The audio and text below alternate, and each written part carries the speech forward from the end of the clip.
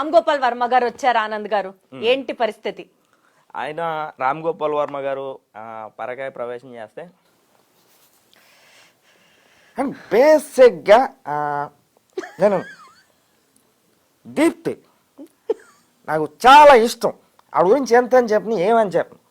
నేను బయటకు వచ్చాక కొడుతుందన్న భయం ఒకటి ఉంది నాలో. ఎందుకంటే డేరింగ్ అండ్ డాషింగ్గా ఉంటుంది. ఎవరినైనా సరే అలా నిలబెట్టి కడిగేస్తుంది. ఎస్ఎస్ సూర్య గారికి నేను డబ్బింగ్ చెప్పాలనుకుంటున్నాను. అదే డైలాగ్ నేను చెప్తే అలా ఉంటుంది.